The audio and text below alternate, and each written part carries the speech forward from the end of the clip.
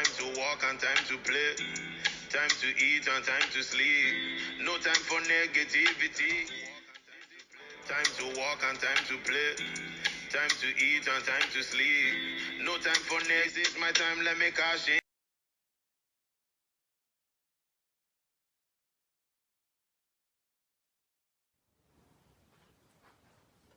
Hello, this is Naima. And this is Zalika. And together we are Mastering Menopause.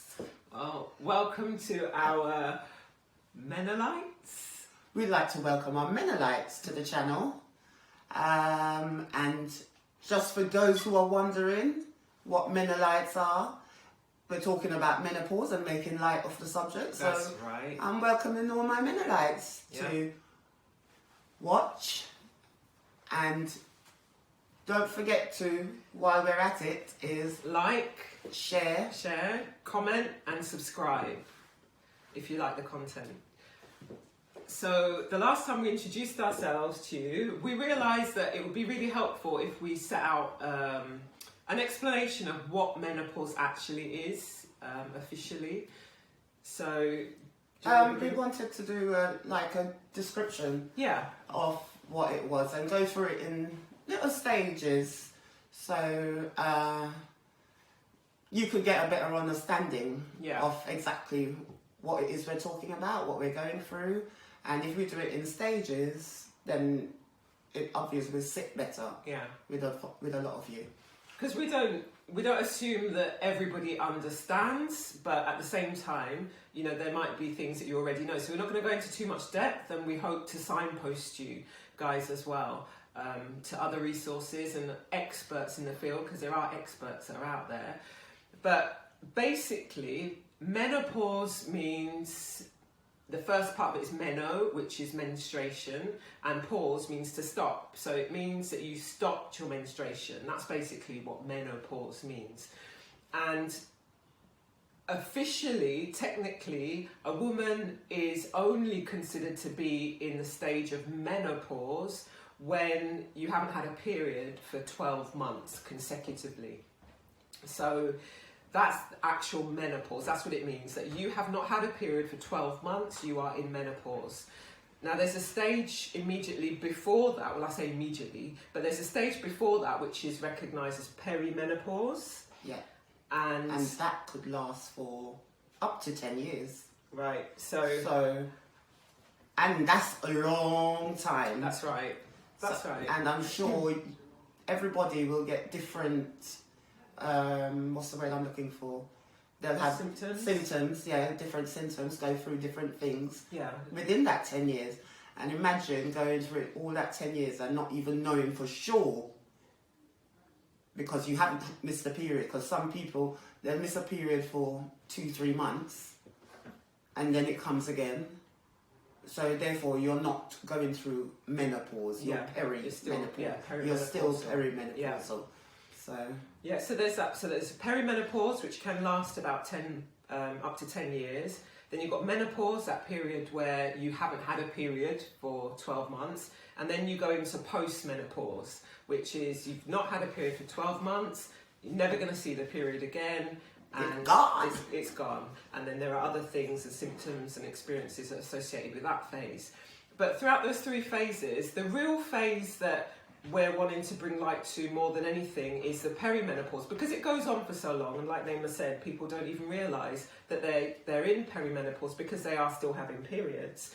And that's the stage where there are the most challenges. And when you talked about some women not having periods, actually I went through a stage, I went 3 months without a period, and I was convinced that I was in menopause, and I was like really happy to see the back of the period, to be honest.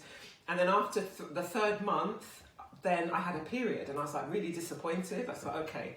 And then I had 2 weeks after that, then I had another period. So in 1 month I had 2, and they were like really heavy.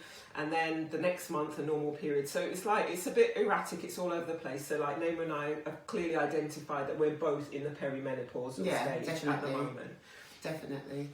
And I mean, it's not just the period. You can have other stuff as well, other symptoms as well, but you're not really registering it in your brain. You're probably just thinking, oh, I'm getting older. it's not, get on with it, or this aches, it's old age, arthritis, all sort of things. You blame it on everything else, but all of those things has a big, it's all inclusive in the menopause. Yeah. But because menopause isn't taken, it's like a bit of a taboo subject, and it's not really taken seriously, we just blame it on other things. No one talks about it. And you were saying to me, like, even talking about it, you have to choose who you talk to. Yeah. Who you talk to. Yeah. About it. Yeah, because it's like anything. You know, when it comes to our health, we're trying to work out what's going on. Any area where we don't really have understanding, we're vulnerable. So if you're bringing it to like, okay, I had a conversation with somebody who's been through the menopause and it was a bit of a breeze for them, you know, comparatively. And I was made to feel, well, I don't want to say made to feel, but I came away feeling like, oh, Sleepy, you wimp, just get on with it.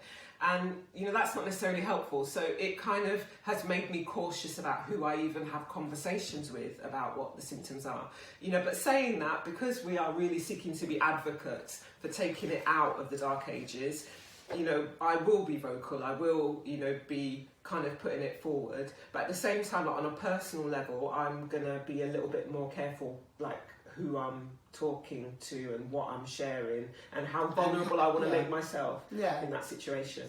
Yeah, and I mean, it just depends. I mean, you know people, you know who you can talk to about stuff. And I'm talking about just friends in general or family in general. You know that one family member or that one friend who you can talk to. Or you know that other person who will just be like, oh, please, don't go there. I'm not going there, I don't want to hear you. But you know yourself in your circle, who you can talk to and who you can't talk to and who you can go to for advice. Because it's all right, we say you need to go to a doctor, but a doctor is not there all the time, every day when you're going through certain little things. Yeah, you might want to share. And actually that leads us on to the next point, because you know what we hope to do through this channel as well is to bring up stuff that we're experiencing that's current and sharing experiences from other people as well, but also to signpost you to where you can get help and recognise the options that are out there and available to you. So we've got the disclaimer at the beginning, but do go to your GP, do speak to your doctor, and find out what's available. And when you do go to the doctor, in most practices, there's a specialist that's identified. So if you've got a skin condition, or if you've got allergies, they will say, oh, this doctor's good, you know, on this subject. Ask whether or not there's somebody in the practice, in the surgery, that is really clued up when it comes to the menopause, and speak to somebody who might be a little bit more sympathetic or understanding as well. That's something that's going to be quite helpful. And I'm sure you were saying as well, like, make a little diary, like, note to yourself, like, say, this is what happened this month. Track your symptoms and see what's going on with your body. Yeah. Because everybody's different. Yeah. So make a little note to yourself. So when you do go to the doctors, you can say, well, this has happened, that has happened. It's been 2 months, it's been 1 month, I've been observing it, I've noticed all these changes. Yeah. This is what's happening. And that's really helpful. And that would be really helpful to you. Because a lot of times when you do go to the doctors, some of them like brushes it under the carpet. And you don't have a lot of time. And you don't have a lot of time. And it's a little 10-minute slot you get at the doctors. So, you know, if you make all these notes prior to going, then it will just help them to connect the dots in terms of identifying what's going on. But also, I will put a link in the description box to someone that I would recommend. I've come across in doing my research, and it's Dr. Louise Newsome. I just find her really useful.